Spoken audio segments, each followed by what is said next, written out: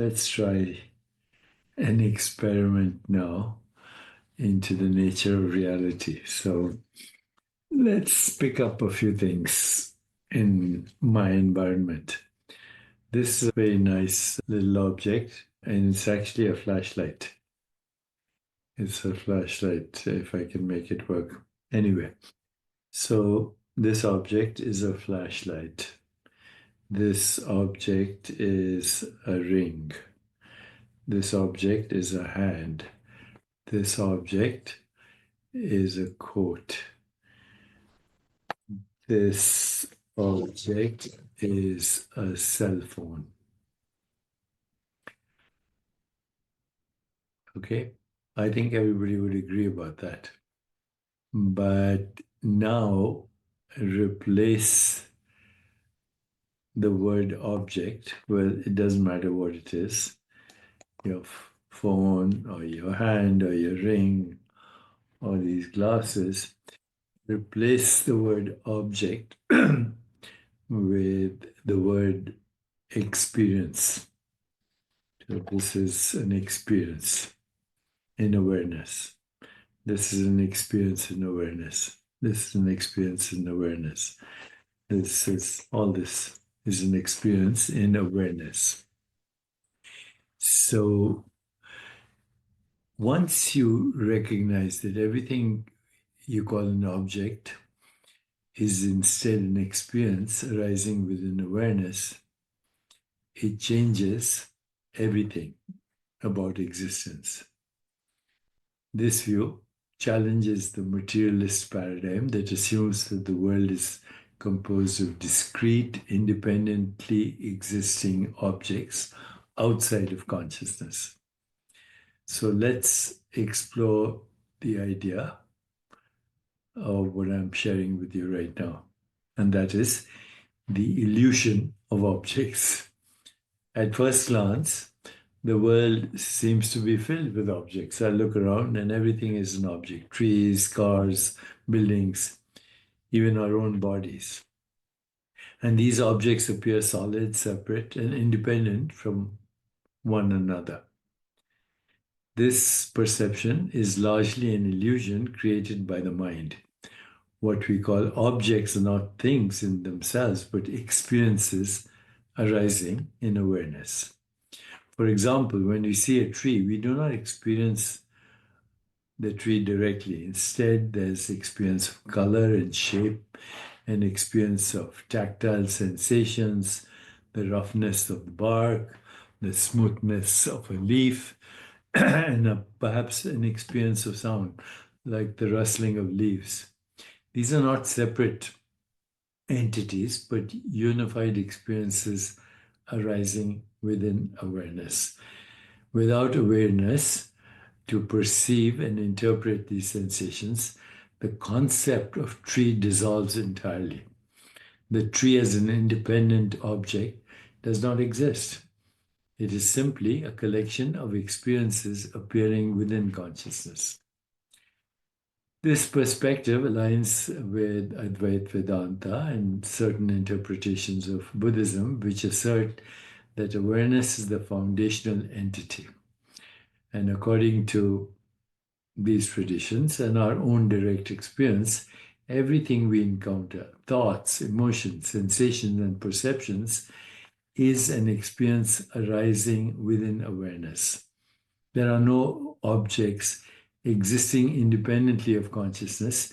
There is only the flow of experience itself. Even what we call interpretations or wavelengths of light are themselves experiences within awareness. For instance, when we say that colors arise due to wavelengths of light or sounds arise due to vibrations in the air, these wavelengths and vibrations are not external realities. They are concepts and interpretations that also arise as experiences within the self, within consciousness. There is no external world separate from awareness. There is only the seamless unfolding of experience in all its forms. If there are no objects, but only experiences in awareness, then reality becomes fluid and dynamic, rather than fixed and static. Experiences are constantly changing. What appears solid one moment may dissolve into something else the next. For instance, consider how a cloud in the sky appears to be an object with a distinct shape. Yet, upon closer observation, it becomes clear that the cloud is constantly shifting and transforming its boundaries, which are illusory. It is not a fixed object, but an ever changing process experienced within consciousness. And this fluidity extends to all aspects of existence, even our own sense of self. As a body mind, our identity is not a fixed object, but an ever changing flow of thoughts, memories, sensations arising within consciousness. So, recognizing this can lead to profound freedom as we realize that clinging to fixed identities or concepts is actually unnecessary. They don't exist. Understanding that there are no objects but only experiences has profound implications for how we live our lives. It encourages us to shift our focus from external possessions and achievements to the quality of our inner experiences. If everything arises within awareness as experience, then cultivating clarity and peace in our inner world becomes far more important than just accumulating material wealth or status or objects. This perspective also fosters, obviously, compassion and a deeper understanding of interconnectedness, entanglement. If all experiences arise within the same field of awareness, then the boundaries between me and the other dissolve. We begin to see others not as separate entities, but expressions of the same underlying consciousness appearing as unique experiences and changing experiences. And this realization can inspire greater empathy and kindness in our interactions and in our interactions with ourselves and with others, because we recognize that all beings share the same fundamental essence and they too are experiences arising within awareness. Okay, so let's replace the word object with the word awareness. And then what happens? Then every moment is an experience of yourself. Every moment is an experience of yourself. The essence of existence being experienced, every thought, every sensation, every perception, every emotion is not something separate from you. It is an expression of yourself. And when we deeply examine the nature of reality, it becomes clear that every moment, no matter how mundane or profound, is an experience of our own being. This realization invites us to explore the nature of awareness and recognize that all phenomena arise within and as the self. What is this then? The self. What is this? The self. It's you in disguise.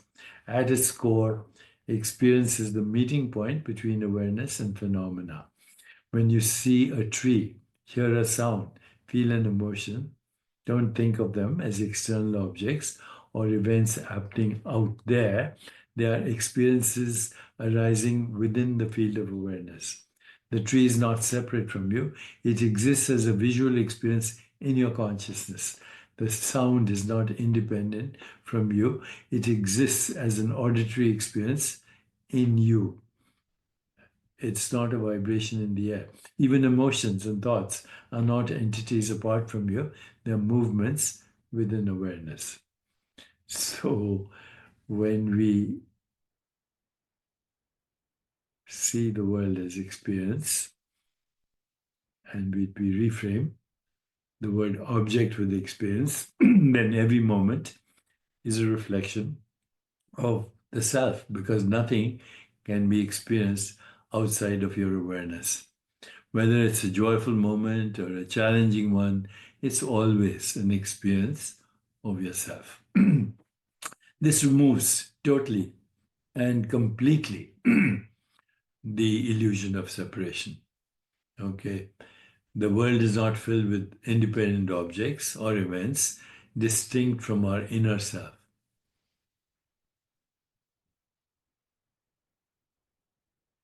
So, my friends, this is the meaning of the phrase Tattvamasi. Tattvamasi, Aham Brahmasmi. There is nothing, no body, no mind, even yours or others, that is not an expression of the self. Thoughts like I am here or I am thinking are themselves experiences arising within awareness. So when we let go of these mental constructs, we begin to see that there's no separation between the self and the world, that we are the world. Everything arises as one seamless flow within us, the deeper self, in every moment. Every moment. Every moment is an expression of yourself. Your true self has infinite consciousness. So, once again, consider the analogy of a dream. In a dream, everything you encounter, people, places, events, is made entirely of your own mind. Similarly, in waking life, all experiences are made entirely of your own awareness. So, when you recognize this, the practical implications become self acceptance. All experiences arise from and within ourselves, then we embrace them with greater acceptance. Joy and sorrow alike are expressions of being. There is no need to resist or reject any part of our experience. There is also compassion for the so called other because the boundaries between self and other are gone. The experiences we attribute to others are also expressions of the same underlying consciousness that we call ourselves. And this allows us to bring presence to every experience because the experience is a modified form of presence. Each moment becomes infinitely valuable and sacred. There is no need to seek fulfillment elsewhere because everything you encounter is already an expression of your true self unfolding here and now. And this is what ultimately leads to freedom from clinging, grasping, and recoiling. We let go of attachment to specific ideas or forms, and then every moment is an opportunity for a creative expression from the field of infinite creativity. And then every moment also becomes a mirror. Every moment becomes a mirror. And when we look at the mirror, we see that, the reflections of the mirror come and go, but the mirror is not tarnished by the reflections.